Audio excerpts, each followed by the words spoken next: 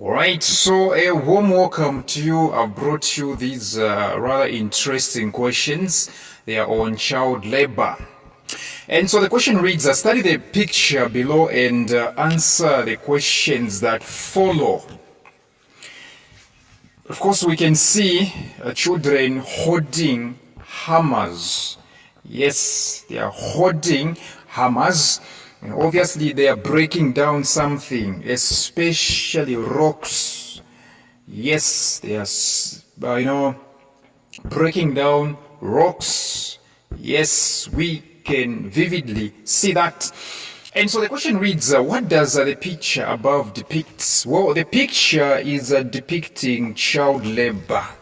The first answer there is definitely child labor. What's happening there is child labor. Question 4b, what two factors may have led to the activity depicted above? What two factors may have led to the activity depicted above? In short, what exactly causes child labor? What brings about child labor? Of course, the answers, we have weak laws. When you have a country that has got weak laws, yes, child labor is prone to happen. Weak laws. Number two, economic inequality, right? Economic inequality, which means a certain group of people are getting more money in the country than others. Okay? A certain tribe is getting more money than other tribes. Child labor is prone to happen. Not only that, poverty is one of them. Poverty is one of them. Right? The next one is lack of education. When children are not going to school, they are prone to start, wanting to make money. As a result, you realize that child labor is the talk of the day. Question 4c, how does the activity above negatively impact on the children in the picture? In short, what exactly are the effects of child labor on kids, on children that are supposed to be going to school? It causes a physical harm. They become armed. Okay, it causes physical hurt. These children will be hurt physically. All right, they will be hurt. Let me say they will be hurt physically. Number two, they are going to have what we call poor health. All right, poor health. Not only that, it also encourages a theft. Okay, they become thieves. All right. Not only that, even crime, the crime rate may increase. Well, this child will be like, okay, this life is hard. I have to fight for myself, and I'm going to engage myself in a lot of stuff.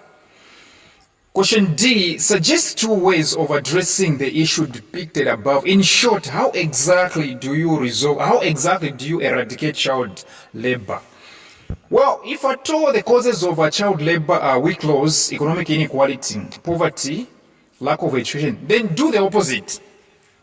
Okay, if you want to reverse the situation, if you want to get rid of child labor, do the opposite. What do I mean? Reduce poverty reduction. Okay? Number two, make sure that strengthen education system. Number three, make sure that you strengthen the laws of the land.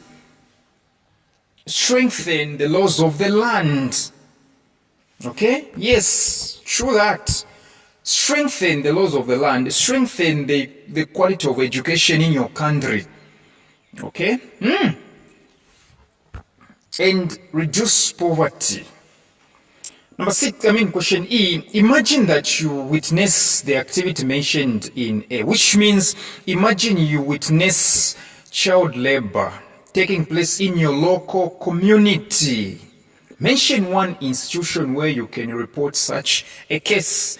You find victims of child labor. What do? Report to the police. Okay? ZP will work on it. All right? That's if you're not corrupt. F, the aim of the United Nations Convention on the Rights of a Child, UNCRC for short, is to promote the welfare of children. The aim of the United Nations Convention on the Rights of a Child, UNCRC for short, is to promote the welfare of children.